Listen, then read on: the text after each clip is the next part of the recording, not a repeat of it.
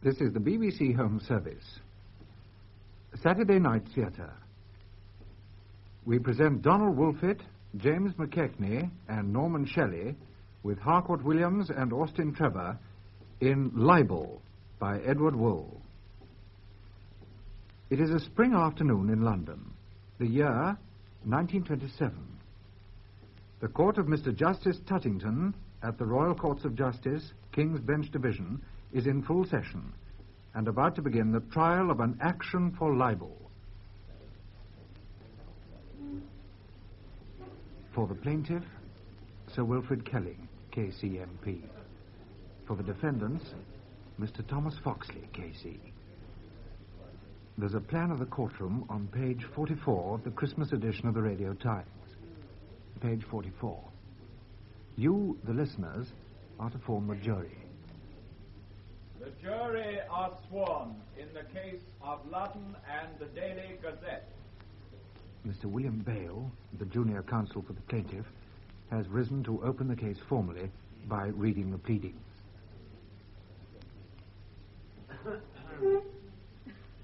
May it please your lordship, members of the jury.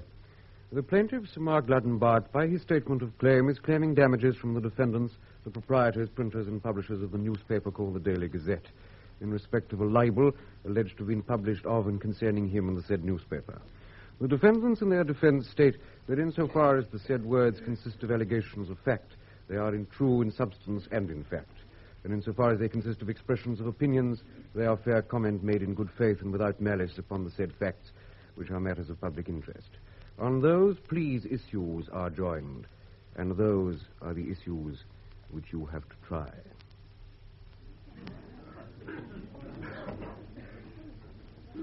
May it please you, my lord. Members of the jury, in this case, I appear with my learned junior, Mr. Bale, for the plaintiff, Sir Mark Ludden. And the defendants, who are the proprietors of that well-known, I might almost say that notorious newspaper, the Daily Gazette, have the advantage of being represented by my learned friends, Mr. Foxley and Mr. Hemsby. It is an action of the very greatest public and private importance. In view of that most unusual importance, I deliberately propose to let the facts speak for themselves at this stage. You shall learn the story from the witnesses, not from me. And I shall defer to a later stage of the comment, which I have no doubt you will consider a libel of this character so flagrantly provokes and so abundantly justifies. The plaintiff is Sir Mark Ludden, the third baronet of his name, the fortunate inheritor of one of the finest and oldest properties in Norfolk. The short question in this case is whether the plaintiff is entitled to that rank, that name, that estate. I might go further and say you will have to decide whether Sir Mark is entitled to be the husband of his wife or the father of her child. Let me read you the libel which gives rise to this action. The paragraph is headed Political Imposture and continues. The legislator recently returned to the House of Commons as Sir Mark Ludden Bart MP is not a baronet, not even a Ludden, and can hardly be accurately described as a member of Parliament, as he secured his return by practicing on the electorate the same deliberate fraud that he practiced on his wife. Now remember, members of the jury, that those terrible allegations were published in the columns of the Daily Gazette and must have reached almost everyone identified with its enormous circulation. Did they appear in some so-called society paragraph? No, my lord. They appeared with special prominence in a paragraph on their main page. The jury will, of course, have copies of the paper later on. I see. Thank you, Sir Wilfred. Members of the jury, I'm not going to insult you by explaining the libelous imputations conveyed by those words. You may ask yourselves what motive could underlie them, and you will perhaps not be surprised to learn that Sir Mark had successfully advocated politics of a creed opposed to those intermittently promulgated by the defendant newspaper when conducive to their own circulation. I thought my learned friend, Sir Wilfrid Kelly, informed us he was proposing to let the facts speak for themselves. I am flattered by my friend Mr. Foxley's attention to my observations. Yet even so, members of the jury, You may like to remember that if Sir Mark Ludden is not Sir Mark Ludden, his child Ronald will never be Sir Ronald Ludden, and those broad acres and family dignities would pass to another, Captain Gerald Ludden. Let me say just one word in reference to that gentleman, members of the jury. At first impression, you might expect me to call Captain Ludden in support of my case. He, at least, should be reasonably familiar with and certain of his own cousin's identity. Things are not always what they seem. He is, I understand, in court. Ah, yes, there he is. But I tell you frankly, I shall not call him. It may be that you may have the fallacious surprise of seeing him called by my learned friend, Mr. Foxley.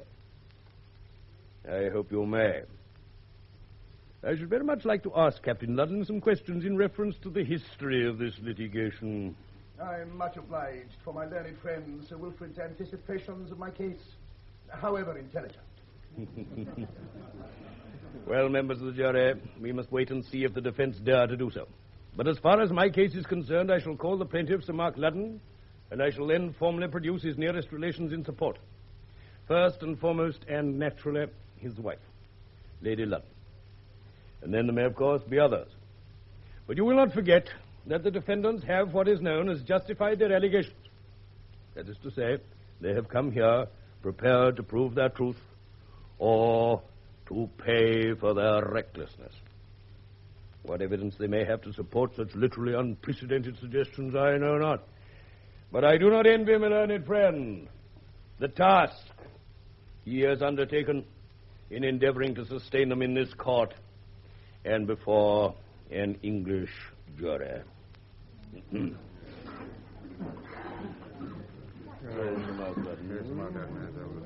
Mr. Mark Ludden.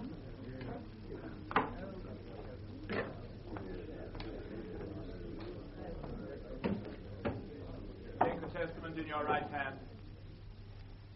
You swear by Almighty God. I swear by Almighty God. The evidence you shall give. The evidence I shall give. Shall be the truth. Shall be the truth. The whole truth. The whole truth. And nothing but the truth. And nothing but the truth. You are Sir Mark Ludden, 3rd Baronet of Ingworth Hall in the county of Norfolk. That is so. You were educated at Eton and Sandhurst and thence obtained a commission in the Rifle Brigade. Yes. I think you went to France with your battalion in August 1914. Yes. Then you were wounded and taken prisoner at the Battle of the Marne. I was. What wounds did you sustain at that battle, Sir Mark? I was shot through both thighs and badly shell-shocked. I believe the farm in which you lay wounded was set on fire by the enemy's guns, and you were nearly burnt to death before you were rescued by the enemy. Very nearly. What effect did that terrible experience have on you? Those few hours that summer afternoon turned my hair grey, almost white, as you see it now. Yes. What happened after you were taken prisoner? I was in a German hospital for 3 months and then sent to an officers' prison camp at Hobheim. When were you released? I was never released. I escaped in October 1918. I reached the Belgian frontier 3 days before the armistice. Right there. And then? Then I made my way fairly easily to the English lines and was invalided home. What did you do then? I retired from the army. I had a long rest cure. After 6 months or so, I was as well as I suppose I shall ever be, and I married my wife. You have recently entered public life and were last autumn elected Member of Parliament for the Raynham Division of Norfolk. Yes. We don't want to introduce politics, but is it right to say that your party does not enjoy the support of the Gazette? Not even in its most versatile phases. Yes, yes. What is the present state of your health? Oh, subject to a bit of a limp, I can indulge in any reasonable physical effort. Now, what about mental effort? Oh, I suppose I mustn't say too much about that. I don't complain, you know. Apart from memory. What of your memory? I have practically no recollection at all of events or persons before my imprisonment. We shall hear what the doctors say about it, but roughly they attribute it to shock. Shell shock and the shock of your experience in that fire on the Marne. Yes, I don't doubt they're right. Now, I want to turn for a moment to the libel, which is the subject of this action. Yes? The jury have heard the allegations of which you complain, Sir Mark. Is there a word of truth in them? They're an infamous lie. Has anyone else any right to your title, estates, or position? No, not a soul in the world. Has any member of your family at any time displayed Any difficulty in identifying you? Not one. Until this paragraph appeared. Apart from you and your son, who would come into your property and title? My cousin, Gerald Ludden. On what terms have you been? Oh, most friendly terms until about 18 months ago. What caused the rupture? A certain poor type of Canadian was at the same camp with me. About 2 years ago, he turned up at Ingworth Hall and began trying to blackmail me by asking for... Really, my lord, I'm most reluctant to interrupt my friend or his witness, but aren't they going rather beyond the limits of relevance? I'm always anxious to oblige my friend, my lord. But, Sir Mark, we weren't going to the blackmail incident. Oh, very well. I'm much obliged to my learned friend. I know that he's always most The anxious. rules of evidence are really rules of brevity. We must try for our own sakes to observe them. Very well. I think I've only one more question to put you, Sir Mark. Yes? How did you first learn of this libelous publication? Oh, I had dozens of copies sent me by friends and constituents, but I first read it in my own copy of the paper. You see, I happen to be a registered reader of the Gazette. I don't agree with its views, but I've always liked all sorts of fiction. Thank you, Sir Mark. So you've always liked all sorts of fiction, have you? Yes, Mr. Foxley, I said so. You've indulged that liking to a rather abnormal extent, haven't you? Oh, what do you mean? I am suggesting that ever since November 1918, you've indulged in the unscrupulous fiction of being an English baronet. That's an infamous libel, Mr. Foxley, for which your clients will have to pay. Of being the lawful owner of the Ludden estate. Another damnable lie, a damnable lie. Come, Sir Mark. And most unscrupulous fiction of all, of being entitled to woo and marry your wife. My wife doesn't require the protection of the gutter press. On my instructions, I am not so sure. Your instructions. Now, before we go any further, I want to be quite clear that you don't wish to suggest to the jury that any physical or mental disability, prison or escape experiences could possibly make you believe you were someone other than yourself. No, I do not. You sustained no injury that could make Frank Welney honestly believe he was Sir Mark Ludden. Of course not. Whom did you say, Mr. Foxley? Frank Welney, my lord. Who is Frank Welney? If your lordship would allow me to explore that in my own way. Certainly, Mr. Foxley. You, Sir Mark, at least have heard of a man called Frank Welney. Certainly. He was a Canadian officer. I believe so. Did you ever know him? Yes. I was at the same prison camp in Germany. So I believe. For how long? Nearly 4 years. When did you last see him? Let me see. It would be... Yes, well, now let me try and help you. Did you shave yourself this morning? Yes? Why? Didn't you see him then? What do you mean? My lord, is it necessary for my friend to be so deliberately offensive in the form of his question? I must assume that Mr. Foxley is only cross-examining from his instructions, which of course would involve... Well, I think you must let him pursue his own line, Sir Wilfrid. I'm much obliged to my learned friend for his attempt to assist me to conduct my case. And now, Sir Mark, I will call you that for the moment. Oh, thank you. I am suggesting that you are Frank Welney and that he is you. It is a shameful lie without any foundation at all. And that because you are Welney, you know what became of Ludden. I refuse to answer that suggestion. The jury will perhaps hear of a number of actions committed by Welney, which I suggest were committed by you because you are, in fact, Welney. It is a vile fabrication. Oh, then it would be a waste of time for me to put them to you specifically. You would deny them all. Naturally. I've sworn to tell the truth. I will ask your lordship to make a note of that reply. Certainly. In the interest of time, I think I can dispense with a very large number of those other questions. I am sure the jury will appreciate any condensation which has that result. If your lordship please. Now tell me, Sir Mark, who was Frank Welney? He described himself as a captain in the Canadian infantry. When did you first see him? When I was at Hobheim prison camp. He arrived a few months later. And when do you say you saw him last? When we escaped together in November 1918. We got parted. Got party? Yes. Mm-hmm. Now, why did you get party? We missed each other in the dark. You missed each other in the dark, yes.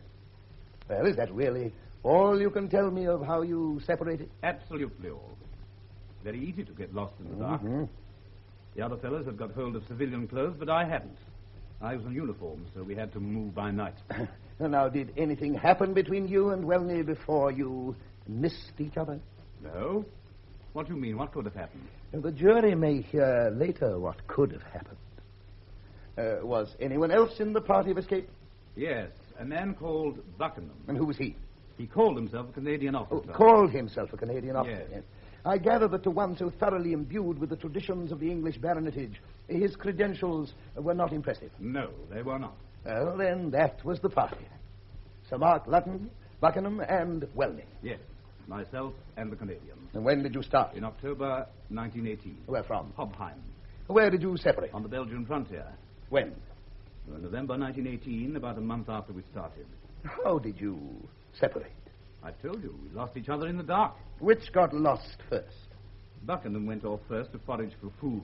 He didn't come back. I see, yes. That left Ludden and Welney together. What happened then? Welney went off to look for Buckingham. He never came back either. Both got lost that same fatal night. Or killed. Killed. That was it, was it? I don't know. I only mean Welney. I know Buckingham is alive, and so do you. Who do you say was killed, Welney or Ludden? I will not answer that question. You know that I am alive. Oh, yes, I know you're alive. Well, now, did you make any inquiries at the time about your, shall we say, mislaid companions? Yes, of course I did. And you've never heard from either of them since? Not from Welney. Do you think that they're dead or alive? I know Buckingham is alive. What of Welney? Oh, I've no doubt he is dead. Why? Well, I'm sure I should have heard from him if he'd been alive. Would it be a relief to you to learn that he was alive? I tell you it's impossible. But of course, I don't want anyone dead. I wonder. Perhaps. Well, we shall see. Now you've told us that you know Buckingham is alive. Yes. How is that? He suddenly turned up at Ingworth Park 2 years ago, and he tried to blackmail me. To blackmail. Now, why should he want to do that? You know perfectly well, Mr. Foxley. Your clients have been primed to the brim with his allegations. Well, if they have, they want the jury to share their knowledge. What were his allegations? That I was not myself. Who did he think you were? He pretended to think I was Welney. Welney. Now, would you please describe poor Welney's appearance to the jury? Oh, nothing peculiar. Very ordinary-looking fellow. Oh, now, come. I don't want you to be unduly modest. Was he not, in fact, remarkably like you? No. Well, then I'll put my question to you in another way. Wasn't he remarkably like Sir Mark Ludden? I never noticed it. You never noticed it? Never. Did other people notice No. it? Quite sure? Yes. I wonder if you remember whether Sir Mark Ludden ever wrote home. You mean, did I? Well, if you like to put it that way. Not often. There were great difficulties in getting letters through. Now, I wonder if you know whether Sir Mark ever wrote to his cousin Gerald. Did I? Certainly not. At least, not that I remember. Would you look at that letter? The usher will pass it to you. Go. Thank you. Now, is it dated 10th of May, 1916? Yes? It seems to be addressed to your dear cousin Gerald. Yes. And to be signed Mark Ludden. Do you happen to remember Sir Mark's signature? I'd forgotten. I must have written. Oh, no. I'm not suggesting that you did. But it looks as though Mark Ludden did. You needn't be so offensive. Of course, it is my letter. Is it? Yes. Well, will you please read the last paragraph to the jury? Certainly. There are only 2 other British prisoners here, both Canadians. The prison staff affect to see a remarkable resemblance between me and one of them called Welney. I can't see it myself. I told you I didn't. Read on to the jury, please. Welney himself is quite laughably interested in the similarity. Almost feels one of the Ludden family already. Almost feels one of the Ludden family already. Yeah. That must have struck you as highly amusing. Let me look at that letter. Now, doesn't that letter recall anything to you? No, it's a long time ago. Oh, that is a pity. Now, I wonder if you remember any physical peculiarities about this man Welney. No, I can't say I do. No. Well, then I shall have to try and help you. Thank you very much. I'm lucky enough to have an official description of Welney from the Canadian Army records. Most fortunate. Now, let's see if it helps us at all. Height, 5'10". That's about your height, isn't it? And a good many millions besides. I dare say. But if Welney had happened to be only 5'6", he couldn't have been you. Blue eyes. Now, what color are yours? Can't you see for yourself? And so can the jury, if you will be good enough to look at them. Thank you. Blue. Thick crop of gray, almost white hair. Now, how would you describe yours? How would you describe yours if you'd been through what I went through? To what date does this official description of Welney relate, Mr. Foxley? The year 1915, my lord. Suppose a man's hair had not been grey then, it might well be very grey after all these years, Mr. Foxley. I am aware of that, my lord, but... If indeed it had not largely disappeared, as it has for so many of us. The point is, my lord, that Welney's was prematurely grey so long ago as 1915. It may be my fault, Mr. Foxley, but I don't see how that is going to help us. It is a link in the chain, my lord. Don't they say the strength of a chain is that of its weakest link? Yes, my lord. I hope my chain will bear whatever weight I put on it. Yes, well, we must wait and see. Yes, Mr. Foxley? Now, this Welney was also apparently a man who'd lost the first 2 joints of the first finger of his right hand. Had he? Oh, do you mean to suggest to this court that you don't remember that quite well? Come, come. Yes, I do remember now. Oh, yes. He had lost the finger. Most of us at that camp had been wounded. We didn't take too much notice of each other's wounds. Now, I see by my records that a court-martial found that Welney's was a self-inflicted wound. You know what that means? Perfectly. For which Welney was reduced to the ranks. Very properly, I should say. Oh, I'm glad we have some sentiments in common. How did you lose yours? My finger, do you mean? Yes. By a curious coincidence, you've lost the first finger on your right hand. I don't know about coincidence, but I'm not ashamed of my wounds. How did you lose yours? My finger was shot off by a chance German bullet when I was escaping. When you were escaping? Yeah. Now, that would produce the interesting result that no one who was at the prison camp with you could remember that Sir Mark Ludden had lost a finger. Of course not. But I do, Mr. Fox. Would you mind holding your right hand up to the jury so that they may remember, too? Thank you. Now, I wonder if you remember my solicitors asking if you would submit to a medical examination. Perfectly. Why did you refuse? Because I regarded it as an infamous suggestion that any gutter rag should imagine that a gross libel gave them the right to demand a physical inspection of anybody's body. And that was done under my advice, Mr. Fox. I'm sure it was most excellent advice, Sir Wilfrid. Well, now I'm going to read to the jury something else from this official record of the unfortunate Frank Welney. Has the initials F.W. tattooed on his right forearm. Had he? Yes.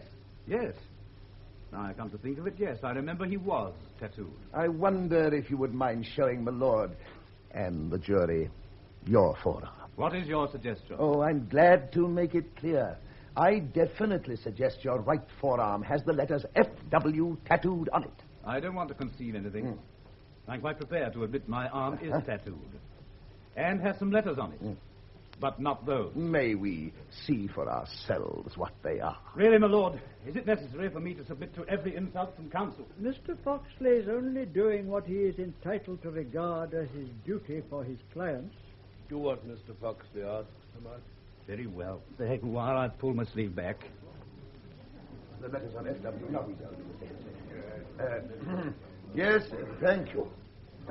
Would you show your arm to my lord and the jury? As far as I can see, the initials tattooed on the plaintiff's arm are not F.W., but E.W. That is so, my lord. Oh, please leave your arm exposed. I wonder if you would satisfy our curiosity by telling us what those initials EW stand for. They have rather an intimate explanation, Mr. Foxley. Oh, no, I won't press you to reveal any intimacy. But I warn you I shall comment freely on your inability to explain them. I can't help that, if you've no feeling of decency. I shall suggest that those letters, EW, were originally FW for Frank Welney. It would only require the addition of a single stroke to turn the F into an E, would it not? A single stroke. Yes. Yes, I suppose that's so. Very well. Now I'll give you another chance of explaining those letters. Very well, if you must have it. E is my wife's initial. Her name is Enid. Indeed. Yes. But if the letter was originally F, that explanation would not do. No, but as it never was, that is no difficulty. And what is the W for? The W stands for her maiden name, which was Winterton. And when did you have them tattooed? In Hobheim camp, by a fellow prisoner. Why? To pass the time. Time goes rather slowly in the prison camp. I dare say. It comes to this, doesn't it? Frank Welney, the Canadian coward, had FW tattooed on his right forearm before his captivity, and Sir Mark Ludden, the English baronet, had EW, almost the same letters, tattooed on the same arm during his captivity. Of course, it's only a coincidence, but isn't it wonderful? Is it? Now, I believe Sir Mark Ludden was shot through both thighs at the Battle of the Marne. I was. A medical examination would have confirmed. Everyone knows I've walked lame ever since. But everyone doesn't know the reason. I've never hesitated to tell them. I dare say not. It might have been instructive to see those scars. My lord, I'm calling a most eminent doctor on that point. Then it's a pity, Sir Wilfrid, you didn't allow our doctor to collaborate in the inspection. It comes to this, doesn't it? The only physical peculiarities associated with Ludden up to his captivity were bullet wounds in both thighs. And the only physical peculiarities associated with Welney up to his captivity were prematurely grey hair, a lost finger, and tattooed initials on his arm. I take your word for it. And today, by a remarkable coincidence, your body manages to combine all the physical peculiarities of Ludden and Welney. I see what you mean. Now, if Welney were pretending to be Sir Mark Ludden, that would have to be the case. But if Sir Mark Ludden was not Welney, it wouldn't be necessary for his body to display all the peculiarities of Welney's body. Oh, I call that utter nonsense. If I was ever foolish enough to get tattooed, I should be bound to remain tattooed. Yes, but unless you were Welney, you wouldn't be bound to get tattooed at all. I think the jury have got that point, Mr. Foxley. If your lordship pleases. And why all this mystery about your alleged thigh wounds? I put it to you that a man who would shoot off his own finger wouldn't hesitate to inflict some superficial injury to his thighs if it was worthwhile. You'd better ask your friend Welney that. Am I not doing so? No, you are not. Now, only a few more questions. Where were you educated? Eton and Sandhurst. I see Welney was educated at an elementary school in Montreal. Again, I take your word for it. He would never have had the opportunity or the chance of learning Latin or Greek. Perhaps he didn't miss much. Will you tell me the names of some of the Latin authors you studied? I don't remember any. I was shell-shocked. Oh, I won't ask you to translate, but can you tell me the name of a single Latin author? I tell you, I was shell-shocked. I remember nothing pre-war. Well, would it help you if I suggested a name or two? Do you remember Homer? Demosthenes? They might be Dutch, for all I remember. Oh, that's rather unkind of my learned friend's little tramp. Sir Mark Ludden went into the Rifle Brigade. Yes. And served with them for something like 7 years before the war. Yes, and I remember nothing of it at all. I'm not ashamed. For the reason for it, I don't want to be shell-shocked out of all the memories of youth. Here am I, a man of 40, over 40. And for practical purposes, my recollections of life started about 10 years ago. Silence! Silence! And tell me this, then. If this alleged loss of memory was so complete, how was it you were able to remember your pre-war engagement and the lady's name at Hobheim prison camp? Huh? If you insist on an answer, I will give it, Mr. Foxley. Though I'd rather not. I can well believe that. Tell the jury, please. Well, I might have forgotten. I might have continued to forget my engagement and even my fiancée's name. But some of her letters were in my pocket when I was taken prisoner, and later letters from her naturally revived my recollection. I should say I very largely relearnt the details of my family and hers from my fiancée's letters. Well, now, can you produce any letters written by Sir Mark Ludden from Hopheim to his home in which he makes any reference to being either shell-shocked or deprived of memory or tattooed? I haven't got any of my own letters here. No, but if you were allowed time to secure them, could you produce any reference to any of these things? I can't say after all these years. Oh, think, sir. Oh, very likely not. You see, I didn't want my fiancée to know how bad my shell shock was. She might have... Well, she might what? She might have hesitated about marrying a man like that. Why? She might have been afraid of his brain. Ah. Now, one last question. Yes? I have here some specimens of Sir Mark's pre-war and prison handwriting and your post-war handwriting. Well? Well, they're rather different, aren't they? Shoot off your first finger and see if your handwriting is the same. Did you shoot off yours? No, I did not. But Welney did. If I'm wealthy, what became of Ludden? A most interesting question, which I don't propose to answer now. I don't really know if there's much I need try to clear up by re-examination, Sir Mark. In spite of my learned friend's curiosity, are you still quite certain that you are yourself? Yes, Sir Wilfrid, I'm more certain than I ever was. Who first suggested you were not? That Canadian, Buckingham. Tell the jury how he intervened. Yes, certainly. 2 years ago, he came to Ingworth Hall and asked to see me. Under what name did he ask for you? My own name, of course, Mark Ludden. Well? He was, or said he was, penniless, and he asked for money. I gave him a tenner for old time's sake. That is where I made the mistake. Why? He didn't think it enough. He became very abusive. I had to send for the keepers to have him turned out of the park. Perhaps one day we may encounter Captain Buckingham. Perhaps. One last question. Yes? About those tattoo marks. What inspired you to get tattooed at Hopheim? I believe it was really the sight of the letters on Welney's arm which put the idea into my head. Then, as time hung so heavily on our hands and I heard it was a long job, I thought I'd be tattooed. What was the underlying idea of selecting the initials of your wife's maiden name? Tell the jury. Well, one summer the prisoners died like flies from cholera. It occurred to me that I might easily die at that camp. I thought I'd like my fiancée, if I did die, to know, well, that I carried her initials to my grave. Yes. Sounds romantic, but, well, of course, some of us are. Yes, of course. Well, I have no doubt the jury will be able to understand that sentiment, Sir Mark. Thank you. You may leave the box. Thank you, Sir Wilfrid. Lady Ludden. Lady Ludden. Take the book in your right hand. You swear by Almighty God. One moment.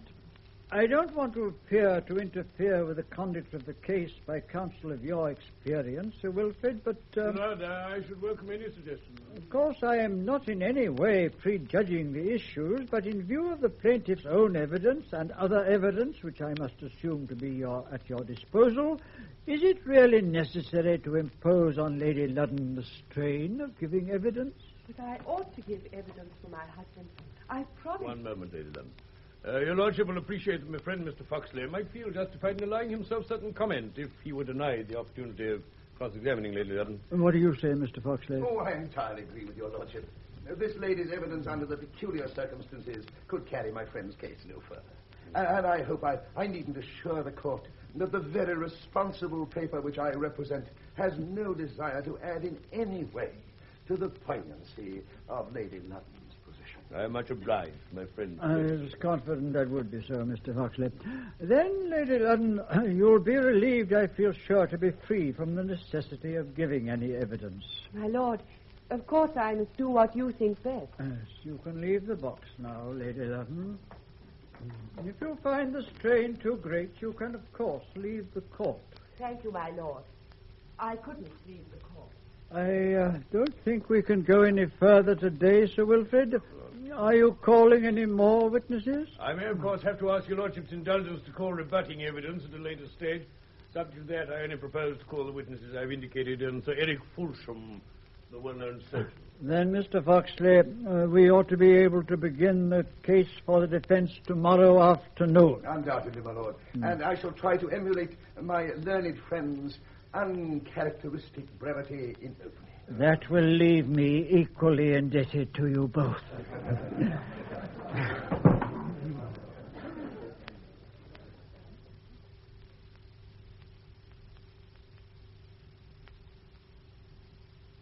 The following afternoon, about 3 p.m., the court is again in full session. Mr. Thomas Foxley, K.C., has risen and is now delivering his opening speech for the defendant's newspaper. With regard to the general case which will be laid before you by me and my learned friend on behalf of the great newspaper which we represent. Members of the jury, I have purposely refrained from telling you even the nature of the evidence by which we shall sustain our case. I want you to hear the details from the witnesses themselves and leave you to form your own impressions. I venture to think you will be surprised. As I said to you at the start, if we are right, we shall have discharged a public duty. We shall have exposed a cold, calculated fraud on the tenderest affections, on a devoted tenantry, on a patriotic electorate. If we are wrong, we shall have to pay for it. You will make us pay a lot for it. We ought to pay a lot for it, but are we wrong? Now, let me review quite shortly the evidence put before you by the plaintiff to convince you that he is an English baronet, an English officer, an English MP. First, there was the plaintiff's own evidence. I'll say nothing about that. I leave you to form your own opinion about his shell-shocked memory. I will only make this observation. Wouldn't it have been appallingly inconvenient for the plaintiff in a case like this if a chance shell had not enabled him to refuse an answer to every question on the whole of his life up to 10 years ago? Now, members of the jury, to pass from the plaintiff, whom else did my learned friend call? We had his parents-in-law. How far did their evidence take us? You will recall, members of the jury, what they said. We have never had a moment's doubt of his identity, and we have not now. You may well come to the conclusion, members of the jury, that these parents-in-law would be stultifying their own discharge of their own duties in the custody of their daughter if they admitted any doubt of the plaintiff's identity. Oh, come, Mr. Foxley, is that really Really, my lord, I must protest against my learned friend's gratuitous interruption. I deprecate interruption of counsel's speeches unless they involve correction of facts proved in evidence. Mr. Lordship, I do hope my learned friend will allow me just a few undisturbed minutes to conclude my speech. Lastly, members of the jury, as I was about to say, we had Sir Eric Fulsham, the famous specialist. Now, he gave evidence on 2 points, shell shock and thigh wounds. Did you really derive much assistance from him? Now, do correct me if I'm wrong, but doesn't his evidence boil down to this? A shell shock may produce a vast variety of effects, nearly all of them subjective. That is to say, for practical purposes, not visible to simple souls like you and me. Now, did we need to drag here the busiest and most fashionable surgeon in Harley Street to learn that? Then Sir Eric went on to say that he found on both of the plaintiff's thigh marks indicating some form of penetration, that it was impossible after this lapse of time to speak with certainty. They were not inconsistent with bullet wounds. And, oh, really, members of the jury, what is the value of that? It still leaves us reduced to this dilemma. Either the plaintiff is Sir Mark Ludden, who we know was shot through both thighs, or, being Frank Welney, he has deliberately produced injuries corresponding to Sir Mark's. I really would be grateful if my friend would indicate how the cooperation of his doctor would have assisted the solution of that dilemma. I really would be grateful if my learned friend would refrain from these constant interruptions. Yes, Mr. Foxley. Your Lordship, please. Well, members of the jury, I shall now conclude. Our publication was intended, as is obvious, to be a challenge which no one in public life could possibly evade. It has been accepted. It had to be accepted. Members of the jury, I am confident your verdict will vindicate the public spirit of my clients. That is really all I shall say at present, and I shall now, with the assistance of my learned junior, Mr. Hemsby, call the evidence for the defense. Mr. Hemsby, call Patrick Buckingham. Patrick Buckingham.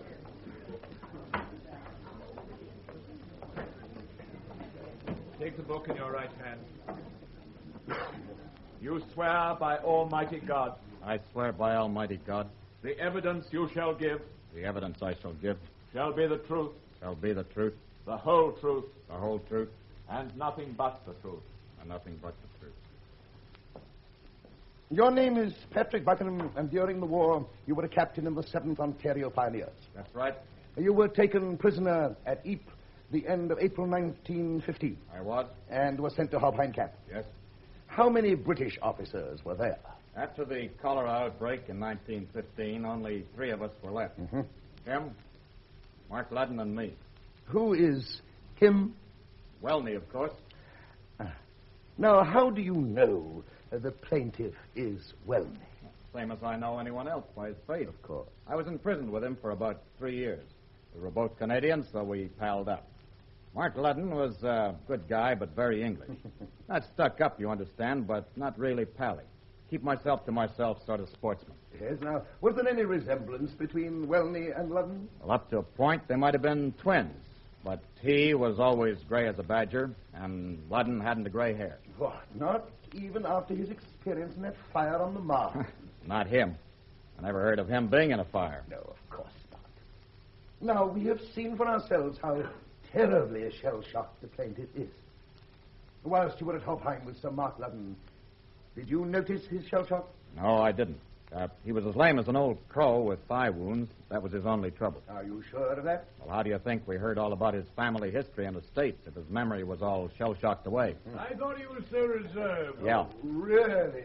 Please, sir. So he was reserved up to a point, but about a year after we'd been there together, word came that his father died and that he was a baronet.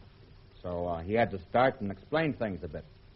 Welney took a lot more interest in him then. Seemed kind of fascinated by the title. And you say that Ludden was able to explain things? Sure, as well as you could. Yeah. Now, we've heard that Frank Welney had lost a finger. He had, but I never knew till yesterday he'd shot it off himself. And that F.W. was tattooed on his right forearm. That's right, sir. And the letters were the same size and pattern as the E.W. on his arm I saw in court yesterday. Ah, now that's very interesting. Now, do you remember Sir Mark Ludden's tattoo? Ludden never had anything tattooed. Too much of the English gentleman. I can believe it. Do you remember Sir Mark losing his finger when he escaped? Well, of course I don't. Nothing wrong with his arms or hand then. Thank you. Now, let's get on quickly to October 1918. What happened then? Our guards were reduced, so we tried to escape. Now, who are we? Ludden, Welney, and I. Yeah. We got off all right at the first attempt, and we trekked towards the Belgian frontier, moving at night. That meant getting over about 250 miles. 250 miles to the frontier, yes, well. About a month later, a few days before the armistice, we reached the outskirts of a small town, Stavelot, just over the frontier by Malmedy. What happened then? Well, it was my turn to forage for food. Welney or I always had to do it. You see, we got hold of civvies. Ludden was in uniform all the time, so he had to lie low. Yes, well, you went off to forage near Staveley. Yeah, I went off, and I left the other two in a wood about half a mile up the hill outside the town. When I got back with some grub, Welney had done a bunk. Done a bunk? Well, he disappeared. Only Ludden was there, and he, Yes? What had happened? Well, I reckon we'll never know the exact truth. Tell the jury what you saw. I saw Mark Ludden where I'd left them both. He was lying on the ground with his head bashed in. Any signs of a struggle? There sure was. Ludden's clothes were more red than khaki. His arm had been smashed to a pulp. Which arm? His right arm. He was smothered in blood, face and arms. And you say that there was no trace of Welney? No. And no trace of anything in Ludden's pockets either. Well, what did you do? Well, I lifted him as well as I could in the dark, and I took him along to the door of the first big house. Left him on the step, and I ran away like hell. And what did you do then? I shoved along in the right direction, keeping an eye open for our friend over there. Oh, whom do you mean? Welney. Welney. I didn't want him to do me in, too. When did you meet Welney? When did you meet the plaintiff again? I was wandering around the country about 2 years ago on Shank's pony. I came to some village in Norfolk with a fine old park and model cottages. Sort of place that makes you feel that if you were the squire, you wouldn't change places with a millionaire. Yes? Huh? I had a drink in the pub, and I asked whose place it was. They told me it was Sir Mark Ludden's. Well, I pricked up my ears. I knew poor old Mark was dead, but I went along. I thought it might be some sort of relation who'd come across with a bit after I'd told him about the last hours of Sir Mark. Well? I went along and I asked to see the squire. They told me he was out. Just then, who should come up but my old pal Welney. Quite the squire, too. Good gun over his shoulder. Damn nice dog at his heels. He could have knocked me over with a feather. And the same feather would have knocked him over, too. Well, I recovered first, though I hadn't seen him since the night he left poor old Ludden murdered. Mm-hmm. I asked him what the devil he was doing there, and he said, "Who the hell is this?" To whom did he say that? To his butler, Judge. He was standing beside us. I said, none of your jokes, Frank. You know Pat Buckingham just as well as he knows you. Yes, what then? Well, he seemed to pull himself together a bit, and he asked me to have a drink. We went into a really fine room, and when he'd shut the door behind us, I said, "What are you doing here, Frank?" And I remember he said, "Why do you keep calling me Frank? My name's Mark." "None of your nonsense," I said. "It was dirty work of yours, Frank, to wind up poor old Mark like that." Then he got angry, and the feathers began to fly, and well, I came out a damn sight quicker than I went in. You must remember that you're in an English court, Captain Buckingham. What do you mean? Well, he had me chucked out, and that made me sore. Well? I soon figured out that he was pretending to be Sir Mark Ludden. So I made it my business to find out the man who ought to be in Sir Mark's shoes and have his house and title and estate. And who was that? Captain Gerald Ludden. Yeah. He lived in the next village. I had what you might call a heart-to-heart talk with him. There you are. I suppose you mean he was interested in what you told him. I've never seen a man more interested in anything. Yes, I dare say that might be the case. Now, I'll ask you only one more question. Have you, now that you've been watching him for 2 days, the least doubt of the identity of the plaintiff? No. He's Frank Welney. Thank you.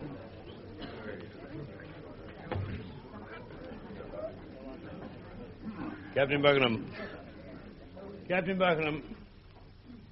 Am I right in assuming that your suggestion is that Frank Welney murdered Sir Mark Ludden? Of course he did. I left them together. What sort of time was it? About 8, 9 o'clock. A few days before the armistice. It would be dark. It was dark. I told you so. Then how can you be so sure that it was poor old Mark and not Welney that you carried?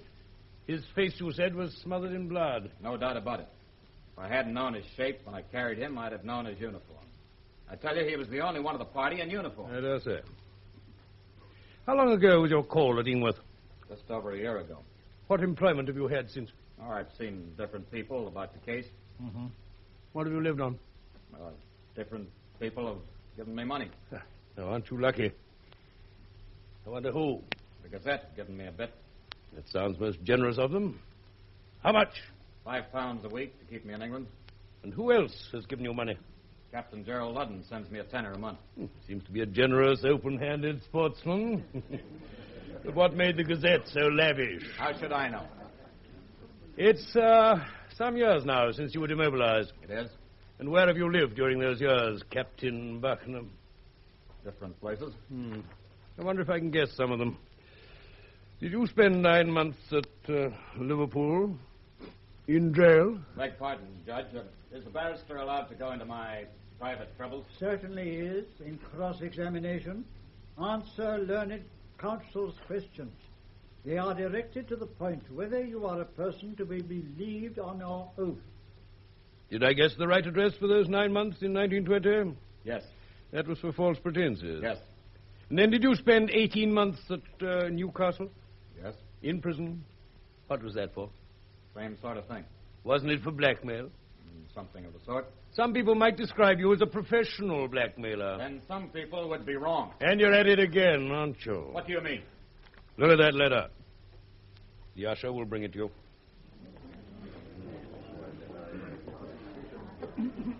That's your letter, isn't it? Yes. Written a year ago to the plaintiff? Yes. Hand it back. Nice, gentlemanly letter, wasn't it? It's the letter of a stupid fool on his uppers. A pretty effort in blackmail. What would you have done if you'd had the shock of getting the £1,000 you demanded in the letter? I'd have cleared off and said nothing. I suggest you'd have bled Sir Mark Ludden white as veal again and again. No, I'd have left him alone. Although you say he had murdered your friend and secured his wife by the foulest treachery? She was no concern of mine. No, the blackmail was your concern.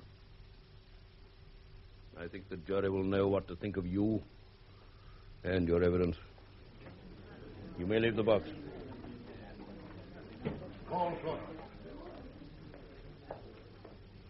Dr. Emile Flodon. Voici, Monsieur Foxley, je viens. Permettez-moi de passer. Merci. Mon assistant a un gros patrimoine de You speak English, I take it. Yes, certainly, yes. Take the book in your right hand. You swear by Almighty God.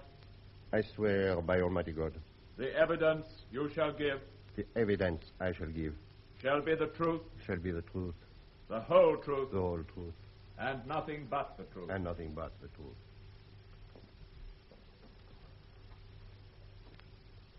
Your name is Emile Flodon, and you practice as a doctor of medicine in the town of Stavelot on the old Belgian frontier.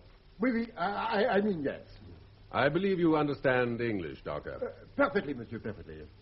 I think you act as physician and surgeon to the Hospice d'Aliéné at Stavelot. For more than 20 years, that is so. That is a public lunatic asylum. For the poor and friendless at the expense of the state. Do you remember something which happened 2 days before the armistice in 1918? Yes, it come back to me distinctly. A boy summoned me at midnight to a farmhouse just outside Malmedy. It was raining, I remember, in water spouts. But I sent it forth in spite of it. Who knew what mischief I might not be able to avert? Who indeed, Doctor? Well? On arrival at the farm, there on the doorstep lay a corpse in very old English uniform. You call it khaki. I knelt down, I felt the pulse, the heart. The corpse was not quite dead, but also nearly a corpse, has made no difference. In what condition was the body? This skull has been fractured with truly cruel lacerations by some heavy blunt instrument. The face is drenched in blood. Slowly the blood still oozes from the right hand and arm. Evidently there has been a terrible struggle. The wounded man has been attacked with the butt of a rifle or some heavy club.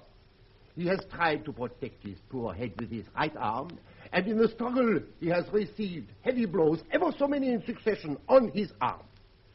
His poor arm and elbow is smashed, and then his brutal assailant completed his murder with some heavy weapon. Almost certainly, as I say, the butt of a rifle or... I'm sorry to interrupt, monsieur, but I want to be quite clear. You are giving us your conjectures of the struggle. You didn't happen to watch it? No, Dieu merci. But sometimes science can be more definite than sight. The injuries told the tale ever so clearly to the trained mind. I think the humbler intelligences in this court were able to understand you, Doctor. Yes, please continue, Doctor. What did you do? There was no hope of recovery, but I determined to do my best. I dressed his wounds at the farm, and next morning had him removed to my hospice for mental cases, where I amputated his right arm. And then? Gradually, a miracle occurred. Sometimes it so happens. My poor unfortunate recovered completely, in a physical sense. But the appalling concussion of the blows which so nearly killed him has deprived him of all intelligence. Can he speak? I cannot say he has a tongue. He has not ever used it. He cannot understand a word written or spoken English or French.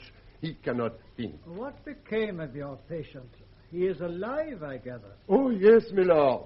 He has ever since been an inmate. We call him Numero 15. Number 15. Why? Well, what other name could we give him? We knew him not. And that has ever since been the number of his cell. I believe you produced one or two exhibits associated with this sad case. Oh, yes, in this parcel of mine. Thank you, William. Thank you very much. Now, this is the khaki jacket Numero 15 was wearing at the time. See how it is stained with torrents of blood. It has lost the right sleeve. It is unfortunate. I had to cut that off to examine the arm. It could not be helped. Unless my learned friend will admit it, I shall prove later, my lord, that the badges and buttons of this jacket were worn by officers of the Rifle Brigade. I'll admit, my lord, that exhibit is the Rifle Brigade jacket, but I shall ask your lordship at a later stage to let me call the plaintiff on this point, which was never put to him, I'm afraid. Well, my learned friend's quite right. I cannot object. Very well, Sir Wilfrid, I'll remember. Do you produce anything else, Doctor? Yes. I have brought with me another exhibit from Belgium. Numero 15. Number 15.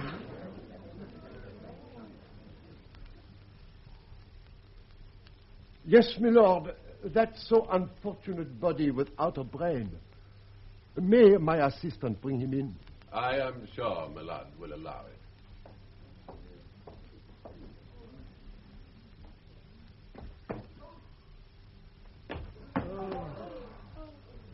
Who is this man, Doctor? That is Numero 15. May I come down from this box and display certain features? I am sure Milad will permit it. Now, as you see, that right arm was amputated to save his life. There are traces of thigh injuries, I believe. A bullet or bullets have traversed both thighs. Here. I dare say your lordship will allow the jury to see those wounds at the rising of the court in a private room. In the presence of both parties, yes. Yes, your lordship, please. Now, Dr. Claudon, if you please, resume your place in the box. Back in the case. Oh, yes. Thank you. Now, there is an important question in this case, Doctor. Ah, oui, monsieur.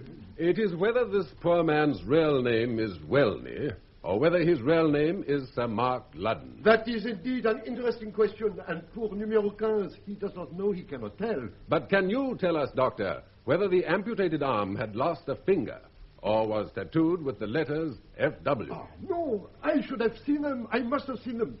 And the lost finger, that too I should have seen. Yes. Thank you, Doctor. Sir Wilfrid. Thank you. I want you, monsieur, to help us all as far as you can in dealing with this mysterious case.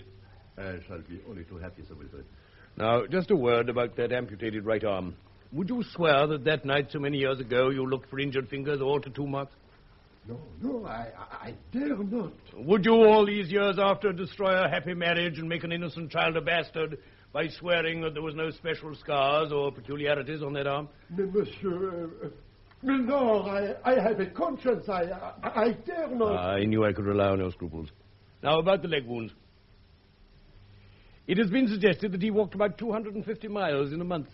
Could he? Oh, no, he could not do so. Of that I am confident. He is absurd. But if he is Frank Welney, he must have done so. Then he is not Welney. And if he is Loudon, he must have done so. Then he is not Loudon.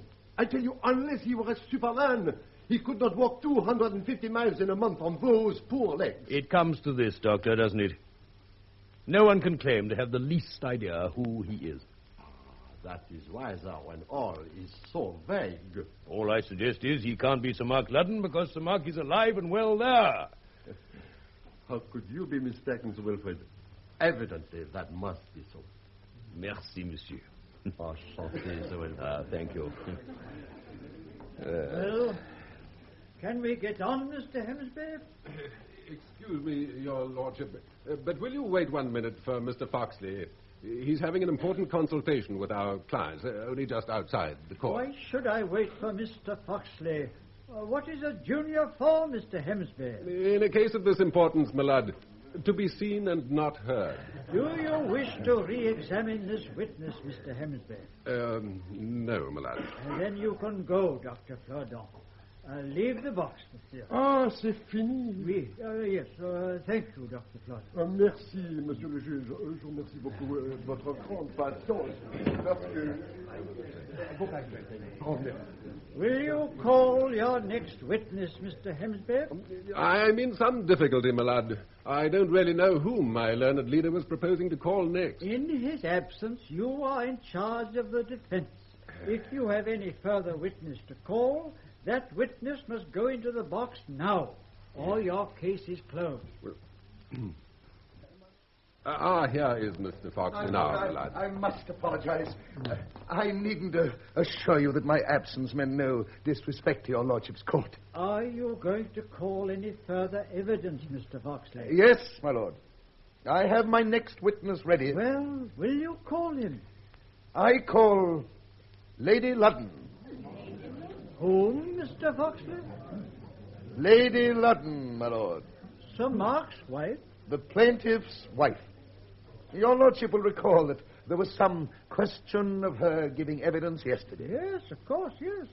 This is very unusual. It is a very unusual case, my lord. So it seems. Very well. Call Lady Ludden. Lady Ludden.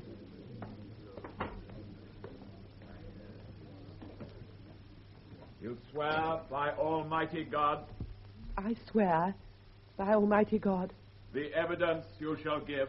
The evidence I shall give. Shall be the truth. Shall be the truth. The whole truth. The whole truth. And nothing but the truth. And nothing but the truth. Lady Ludden, you have not been served with any subpoena to give evidence. No. You are giving evidence of your own free will. Well, Lady Ludden? No. Not exactly of my own free will, Mr. Foxley. Not of her own Sir free Wilfrid, will, please. my lad. I should think you should explain that, Lady Ludden. I'm here because, well, my father insists I ought to give my evidence, and I... But your father, General Winterton, has already given evidence for Sir Mark. For the plaintiff, my lord. I am now calling his daughter, this lady, for the defendant. Of course, that is obvious. Well, Lady Ludden, are you willing to be called on behalf of the defense? It's for Mark. Sir Mark? I must, even now. You seem to be taking a great risk, Mr. Foxley. I'm prepared to incur it, my lord. Your name is Enid, and you're the only daughter of General Winterton, C.B. Yes. Before we go any further, Lady Ludden, I think perhaps you owe an explanation to my lord and to the jury. Why? Why, Mr. Foxley? They saw you yesterday go into the box, apparently prepared to give evidence for your husband. Yes. If you had given evidence yesterday, would it have been the evidence you are prepared to give today? No. The evidence I promised to give wouldn't have been the same. Lady Ludden, I am sure you don't mean you had promised to give evidence to mislead this court? Oh, no, my lord, of course not. When I told my husband's solicitors what I'd say, I thought... I felt sure it was the truth then. Then? I see. Well, Mr. Foxley? If your lordship pleases. Now, Lady Ludden, did you in 1914 become engaged to Mark, only son and heir of Sir Peter Ludden, Baronet of Ingworth Hall in the county of Norfolk? Yes. I believe you were very young at that time. I was only 17. Did you in April 1919 go through the ceremony of marriage with the plaintiff at Ingworth Church? Yes. Was your husband married to you as Sir Mark Ludden? Yes. Now, only 3 more questions from me, Lady Ludden. Did Mark Ludden ever write to you from captivity? At regular intervals, after the first 2 months. Now, I want you to search your memory most carefully, as indeed I know you will. Did any of those letters reveal to you any loss of pre-war memory? No. No. Before he could have heard from me after he was taken prisoner, he wrote and asked me to wait for him until the war was over. And you did? Yes, I waited. Did he ever complain in those letters of shell shock? He never complained of anything. Never complained, did he? Now, one final question, Lady Ludden. Do you now believe your husband, the plaintiff in this action, is really Mark Ludden? Well, Lady Ludden? No. No. He's not Mark Ludden. Enid. Sir Mark. My client is unwell, my lord. The plaintiff appears to have fainted. My lord, may I suggest... I think perhaps in the circumstances we will adjourn and resume tomorrow at 10:30.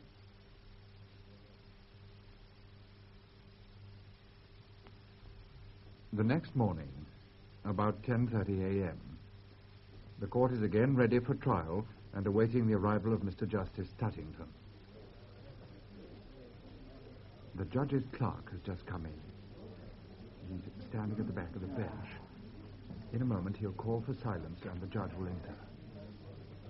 Silence! Silence! Mr. Foxley. Mr. Foxley, I see that when I adjourned the court yesterday in view of the plaintiff's sudden indisposition, you had not closed your examination in chief. That is so, my lord. And I shall not distress Lady Ludden by any more questions, my lord. I see. Lady Ludden, will you come into the box for Sir Wilfrid's cross-examination? I'd rather she came into the box, really. I hope it'll be all right. Thank you. Lady Ludden, your husband is most anxious that I should not cross-examine his wife. You will forgive me if I overrule his wishes? Certainly, Sir Wilfrid. You must do your duty. Well, let us begin by clearing up 1 or 2 points, Lady Ludden. Yes, Sir Wilfrid. Take those tattoo marks on your husband's arm. When did you first see them? On his return from Germany. What letters were they then? Just like they are now. E.W. E.W.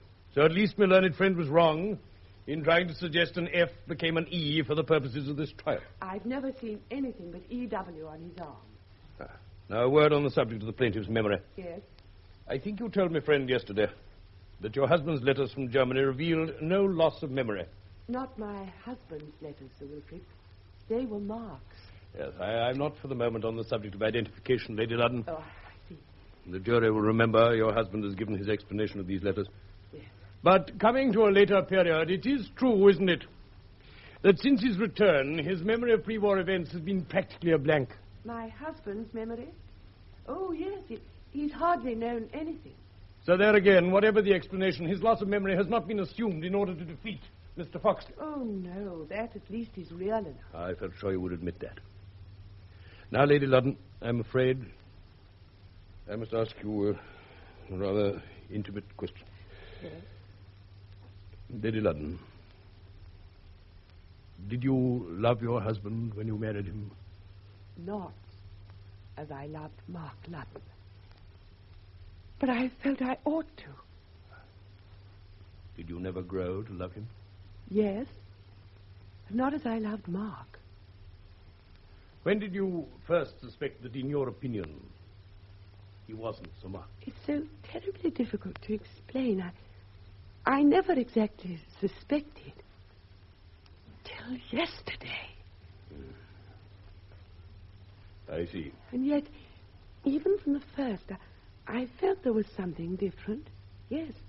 Even when he first came back, something quite different. Something different? There always seemed to be a sort of wall between us. A wall I could never pass through. There were things I could never ask him. Things he would never talk about. But wasn't that natural, Lady Ludden, after all those years of separation and after all your husband had gone through? He might well wish to forget so much, mightn't he? I tried so hard to think so, but now I understand. Now you understand. Since yesterday. You mean your suspicions became more definite yesterday? Yes, after hearing the evidence, after seeing... Don't distress yourself, Lady Ludden. Then apart from yesterday's evidence, you would not be so certain. I don't know. Yet if your husband were in fact Frank Wellner, numero 15 should be Mark Ludden. Is that what you mean? I don't know. I don't know. And I don't know my husband must be Wellner. I only know he isn't Mark. You mean you don't believe he is Mark? I don't believe he's Mark. Well, isn't that the same thing? Not quite, Lady Ludden. Would you swear to recognize numero 15? No. That's just it. I couldn't. Well, that's the terrible part. It's too awful. I can't recognize him at all. I can't. But I saw my husband's face when poor numero 15 came into court. I saw then by his look. He recognized him even if I can't. Lady Ludden, since giving your evidence yesterday, have you asked your husband for an explanation of that look? No, I haven't spoken to him. I spent the night at my father's house. And your husband? I suppose he was alone. Alone? And at this crisis of his fate? Oh, don't drive me, Sir Wilfrid. If he could explain, why hadn't he explained? Hadn't he had all these years to explain? And I've never heard a word of explanation, not a word of all this. Why should I first learn of Frank Wellner only after this libel's published? Well, I'm his wife. Couldn't he trust me? Didn't I wait for him? Wait and wait and wait. Haven't I given him everything all these years because I thought he was Mark? Lady Ludden, supposing your husband could prove he was Sir Mark. If he could prove. If he could prove. Sir Wilfrid, perhaps we can wait a few minutes for Lady Ludden to recover before you continue your cross-examination. I don't propose to ask any more questions, my lord. Nor I, my lord. And I shall call no further evidence. Then that closes the case for the defense. Yes, my lord. Well, Sir Wilfrid, have you decided to adopt any particular course? The position, my lord, is very difficult. At any rate, I fear I must yield to my client's insistent desire that I should exercise the right your lordship reserved to me of recalling the plaintiff on the question of the uniform jacket, which was produced by Dr. Flodon yesterday. I cannot prevent the plaintiff going into the box again. My lord, there are times when a client can insist on controlling his own litigation, and I feel bound to add that Sir Eric Fulsham is genuinely anxious about the mental consequence if he's not allowed to do so. Oh, very well. He has the right to give his evidence on that one point. Sir Mark, will you go into the box? Yes. I think I should be all right. Thank you.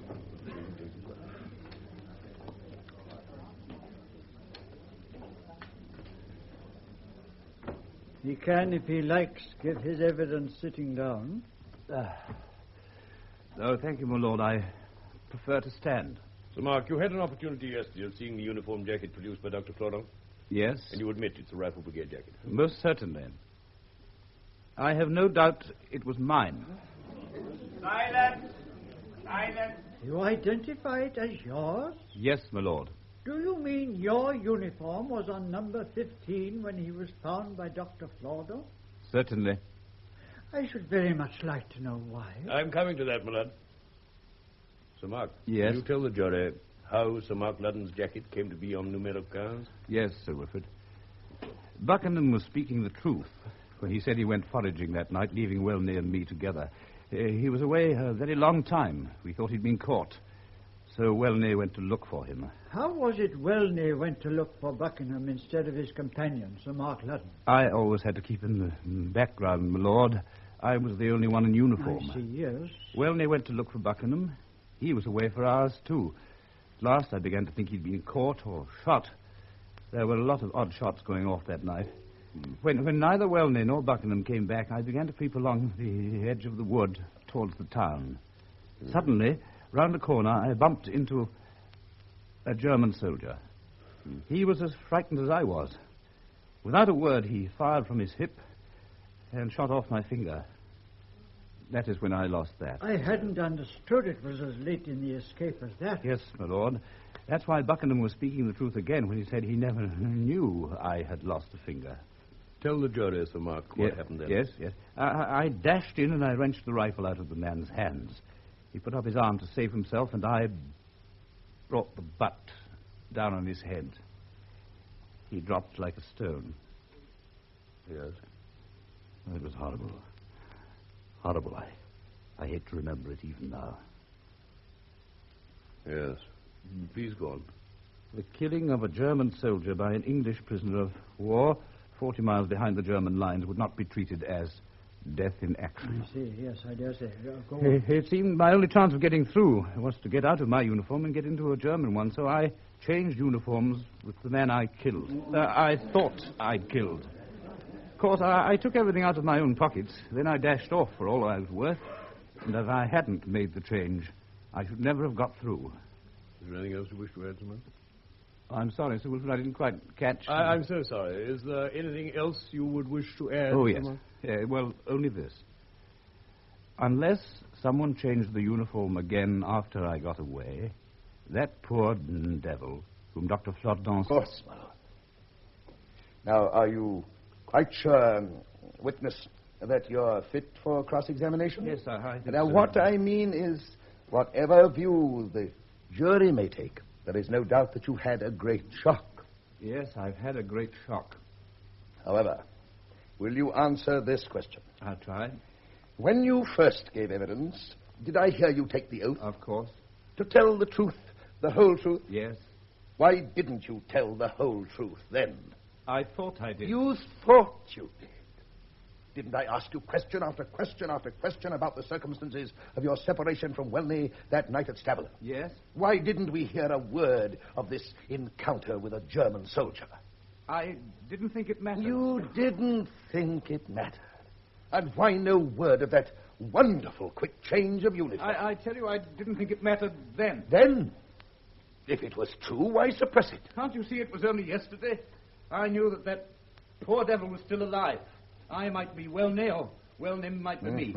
What happened to that German would make no difference till you want her to associate me with that sort of thing. What sort of thing? I did what I did in hot blood. What did you do to that German of yours? I told you.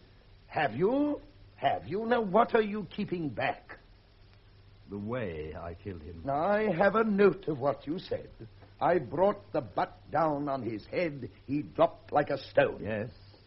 Now, is that all the truth? I want an answer. Have we got it all even now? No. Not all. Not all. All right, I'll tell you. Ah, at last. My first blow smashed his arm. He gave a dreadful scream. More noises would have brought up some of his friends. He was down, he was helpless.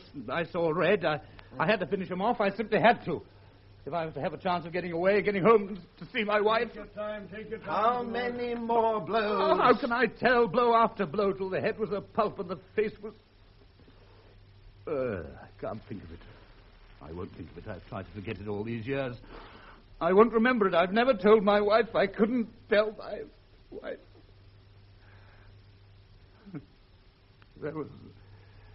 There was always that between us, keeping us apart.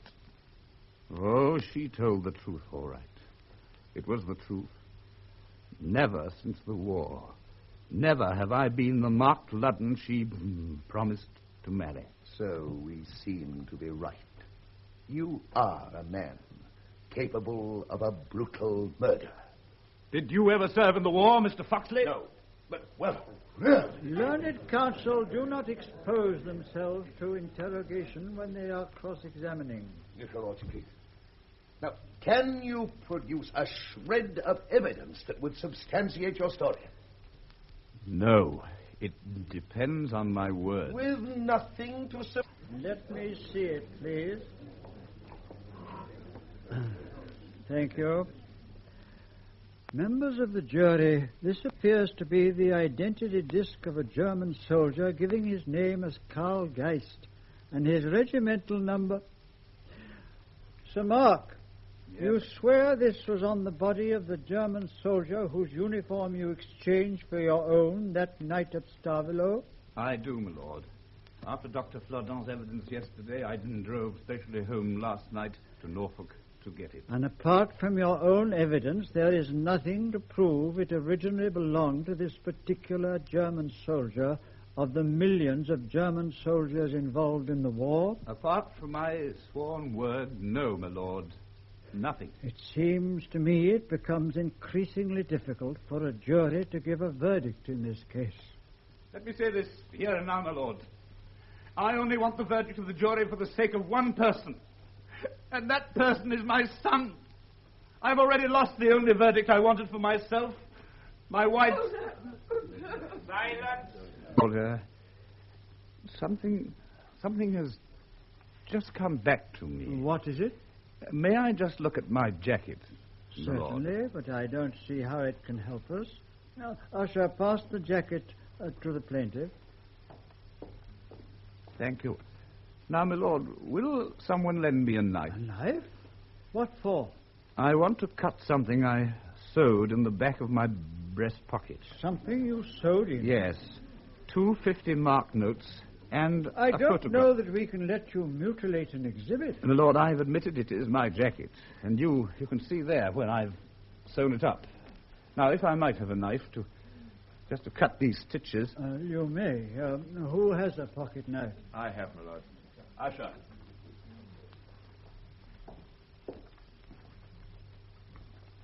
Now, you see, before I started to escape from Hobheim with Welney and Buckingham, I wasn't too sure of my companions or what might happen to things in my pockets. I don't seem to have been far wrong. So I sewed inside the lining of this breast pocket a photograph and 2 50-mark notes. And, yes, they're still here. And here is the photograph. Yes, this is the photograph. Now I remember. Yes, I remember. It all begins to come back to me, my lord. This is the first photograph my wife gave me when we were first engaged. I took it with me to France. I always had it in that pocket. Usher, will you pass me that photograph, please? Thank you. I see something is written on it. To darling... Need that be read aloud, my lord? I think it should. Members of the jury, on this photograph, these words are written. To darling Tony, with all my love, Enid. With all my love. I don't quite understand the inscription. Does your wife call you Tony? Oh, my lord, never. Then why is Tony written here? It's so long since I saw that photo, I remember. Yes, I remember. She used to call me Tony at first. Then I think my people didn't like it, so it was dropped, I forget when. Sometime before the war. It's true, my lord, quite true. Can you recall why she chose the name of Tony? It's beginning to come back to me, yes. That photograph was taken at Eton on the day of our engagement. Yes, I see it's taken by an Eton photographer. Yes, my wife was there with her brother. That's when we got engaged. That very afternoon we went to the photographer. Yes, but why the name Tony? She heard all my friends calling me Anthony, so she said she'd call me Tony. True. Anthony, why should they call you Anthony when your name is Mark? A play on Mark Antony, I suppose. Oh. You see, I was always Anthony Ludden at Eton. The Lord, Take your time, Sir Mark. Take your time.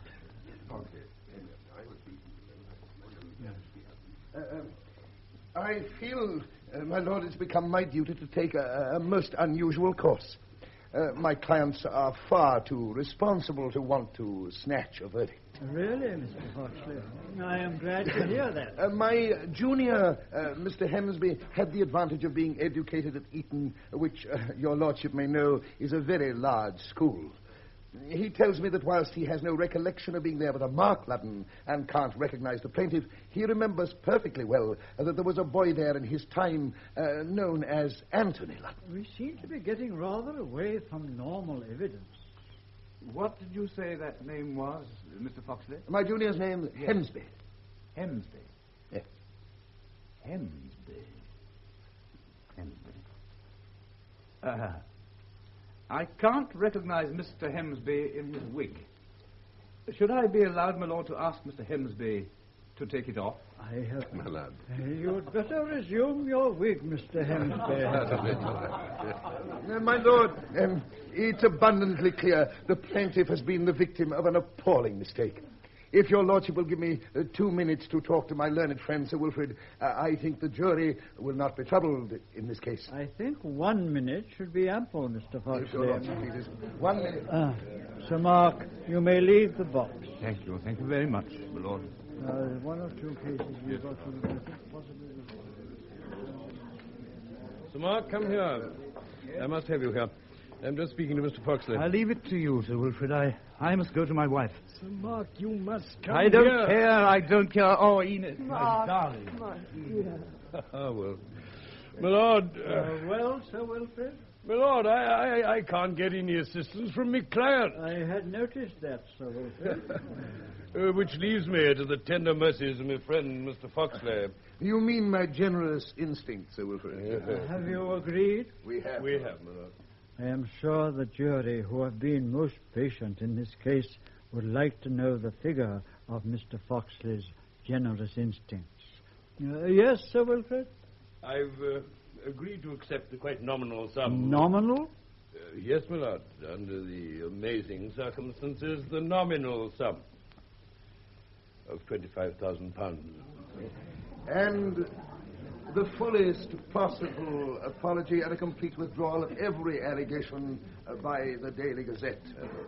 Your lordship will appreciate that this action was not brought to recover money. Quite clearly not. And I hope something more than money has been recovered by this trial. I cannot believe that the merciful providence which allowed Sir Mark and Lady Ludden to come together... The part of Mr. Justice Tuttington was played by Harcourt Williams and the associate by Hamilton Dice. The plaintiff, Sir Mark Ludden, by James McKechnie. Sir Wilfrid Kelling, KCMP, counsel for the plaintiff, by Norman Shelley. And Mr. Thomas Foxley, KC, counsel for the defendants, by Donald Woolfit. The junior counsel were Mr. William Bale by David Peel and Mr. George Hemsby by Donald Gray.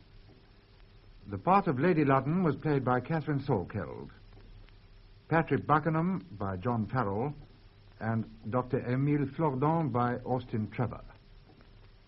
The play's production was by Raymond Rakes.